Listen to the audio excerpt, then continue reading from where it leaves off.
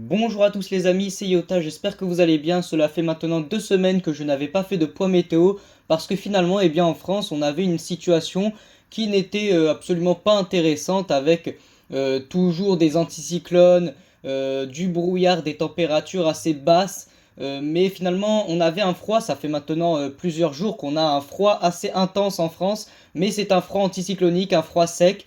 Et donc, il n'y avait pas de météo qui nécessitait que je fasse un suivi particulier. Mais en tout cas, on va voir dans ce point météo donc que la situation va radicalement changer donc à partir de ce début d'année 2025, à partir donc de ce début de mois de janvier, la première quinzaine du mois de janvier 2025, qui donc va venir mettre un terme à ce froid anticyclonique et on va plutôt avoir, vous allez le voir dans ce point météo, un froid qui sera toujours polaire certes, mais qui sera surtout un froid humide. Donc un froid humide, c'est-à-dire un froid qui pourrait nous apporter des précipitations avec des dépressions qui pourraient arriver par l'océan Atlantique et par conséquent nous apporter de la neige en pleine. Donc tout cela, on va le voir une première fois dans ce point météo. Vous allez également voir que pour le moment, la situation reste quand même assez lointaine, je trouve. En tout cas, les modèles sont vraiment pas calés sur la situation. C'est pour cela d'ailleurs que je n'utiliserai que le modèle CEP, ce modèle-là, le modèle ECMWF, pour ce point météo. Alors donc la situation actuelle, déjà pour commencer, qu'est-ce qu'il se passe actuellement? Eh bien écoutez, comme je vous l'ai dit, c'est un temps finalement très calme qui domine sur l'ensemble du territoire. Alors on a toujours cette grande nappe de brouillard qui stagne maintenant depuis... ça fait déjà 3 jours qu'on a cette nappe de brouillard qui stagne en France. Surtout sur le nord-ouest, alors on a les régions centre et le sud-est qui sont...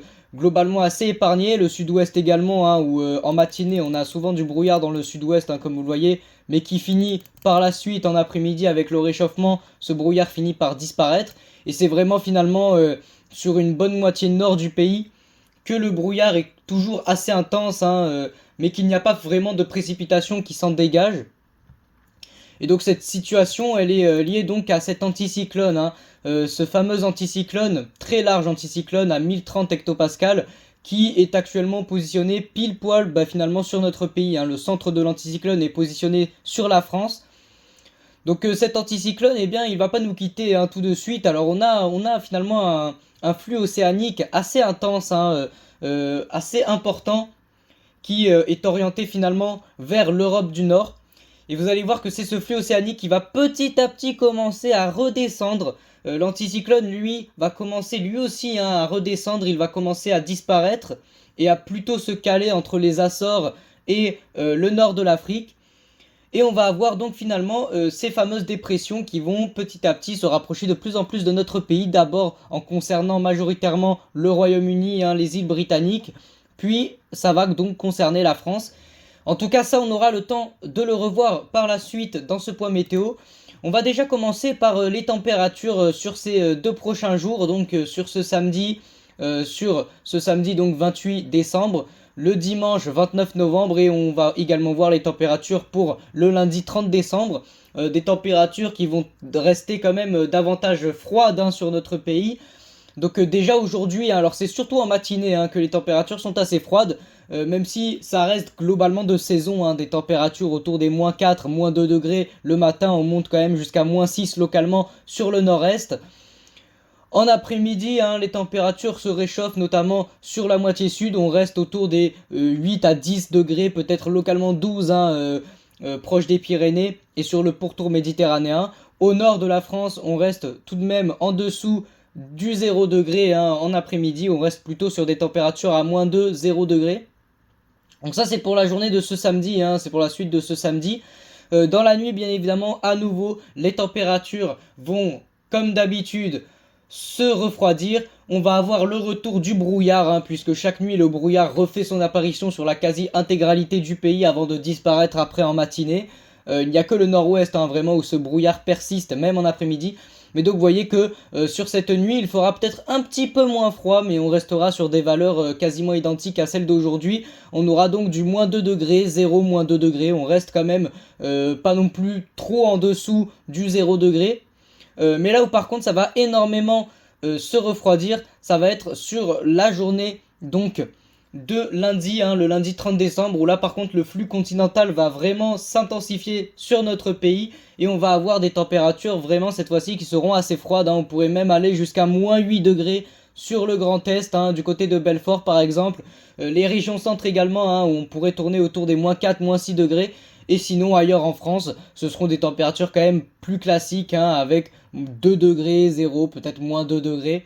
En tout cas, sur la journée de lundi, on aura des températures qui resteront quand même bien froides tout au long de la journée. Mais encore une fois, c'est un froid vraiment qui n'est pas humide, c'est un froid très sec, très anticyclonique. Et ça du coup, c'est quelque chose qui va changer donc avec les dépressions qui vont, l'arrivée des dépressions par le nord. Donc cet anticyclone, alors on a quelques petites gouttes froides également qui se creusent, quelques petites gouttes humides. Honnêtement, on peut presque pas parler de gouttes froides à cette période de l'année. Ce sont plus des faibles dépressions, des gouttes humides, moi j'appelle ça comme ça, qui stagnent un petit peu autour de cet anticyclone, qui ne veut pour le moment en tout cas pas nous lâcher. Donc la situation elle va vraiment commencer à changer à partir du 1er janvier. Donc vraiment avec l'arrivée de l'année 2025, c'est là que la situation va commencer à changer. Ça va commencer le 31 décembre avec celle-ci, qui va donc traverser les îles britanniques. Celle-là, le cœur dépressionnaire passera vraiment au nord de l'Angleterre.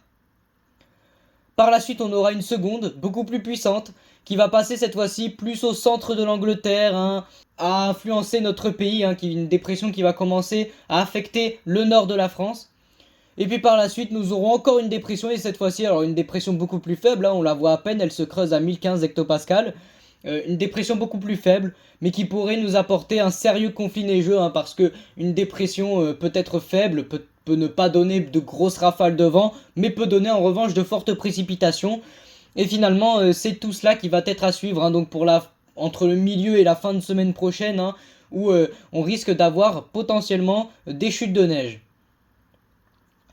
Donc finalement, ces dépressions vont continuer de s'enchaîner un petit peu. On va avoir vraiment un flux océanique, presque flux de nord, nord-nord-ouest, qui va s'installer finalement, s'instaurer sur notre pays. Ce flux va de plus en plus d'ailleurs s'orienter au nord, et puis après vous voyez on a une dépression. Alors là par contre je ne préfère pas m'y projeter, c'est le 7 janvier, c'est quand même dans assez longtemps, c'est à partir de là pour moi qu'on n'est vraiment pas du tout sûr de ce qu'il va se passer. Mais on pourrait globalement avoir de fortes dépressions. Alors pas, quand je dis de fortes dépressions, ce n'est pas sur le côté venteux, mais vraiment le côté pluvieux, des dépressions qui vont apporter d'importantes pluies, d'importantes précipitations, de forts cumuls de pluie.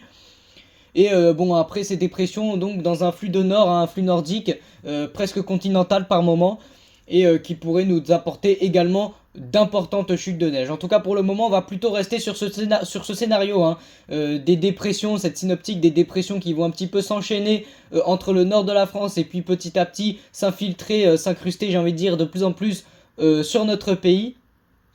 Et donc finalement c'est cela qui devrait apporter le conflit neigeux. Alors selon les modèles, le modèle GFS, alors je pourrais vous le montrer rapidement, mais je n'aurai pas vraiment le temps. Je pense je peux vous le montrer très rapidement, le modèle GFS, qui est le modèle américain. Le modèle GFS, lui, vous voyez, il voit vraiment presque une tempête déjà sur la France. Il voit vraiment une dépression exceptionnelle, à caractère vraiment très explosif, frapper donc les îles britanniques. Et alors lui, le modèle GFS, vous voyez qu'après il voit quand même presque un retour anticyclonique. Enfin c'est assez brouillon, il n'y a pas vraiment d'autres dépressions qui suivent finalement cette grosse tempête. Alors si ce scénario se confirmait, il n'y aurait pas vraiment d'importantes chutes de neige. Alors il y aurait peut-être un petit conflit neigeux, mais sans plus, avec une neige qui ne tiendrait pas forcément. Vous voyez, lui, le modèle GFS, il voit vraiment un énorme anticyclone par la suite se former donc sur l'océan Atlantique.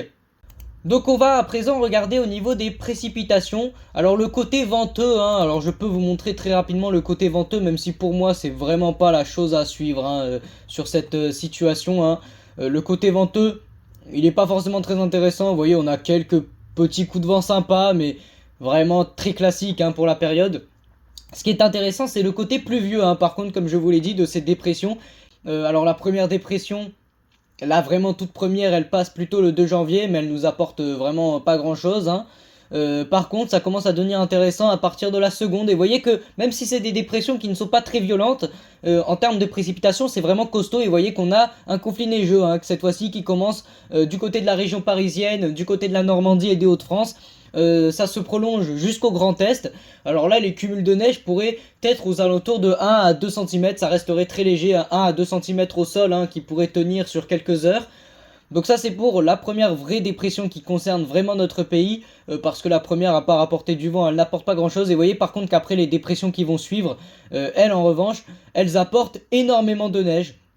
C'est vraiment une situation qui peut être très intéressante, hein, du côté neigeux. Vraiment c'est à suivre de très près. On a quand même 3 dépressions là sur CEP. Alors c'est dans ce sens là que c'est un petit peu compliqué à prévoir, parce que autant sur CEP on a beaucoup de neige, c'est vraiment en termes de neige c'est le paradis. Mais par contre sur le modèle GFS c'est tout l'opposé, hein. Il y a vraiment presque pas de neige parce qu'il n'y a pas vraiment de dépression. Donc c'est sur ce point-là que ça va être à affiner, même si honnêtement moi ce scénario de CEP j'y crois quand même. Et donc finalement la dernière dépression elle pourrait carrément nous donner un conflit neigeux alors là par contre on serait sur un conflit neigeux absolument historique, hein, exceptionnel, puisque ce serait quasiment l'intégralité du pays qui se retrouverait sous la neige, hein, un conflit neigeux encore plus important que celui qu'avait donné la tempête Saitano, hein, qui était déjà un important conflit neigeux. Mais alors là par contre, surtout que ce serait sur la moitié sud en plus aussi, et ça pour le coup c'est assez rare. Voilà, donc après cette dépression, globalement, après, on n'est pas vraiment sûr de ce qu'il va se passer. Vous voyez, ça, cette dépression, c'est la fameuse dépression qui vient finalement, se former du côté de la Méditerranée. Mais alors, cette dépression, elle est vue que par CEP. Donc, ça devrait arriver globalement pour le début et la fin de semaine prochaine. Et puis après, ça pourrait se densifier pour la seconde semaine du mois de janvier. Moi en tout cas, je vous laisse sur ça, j'espère vous avoir bien expliqué ce point météo et je vous souhaite une agréable fin de journée.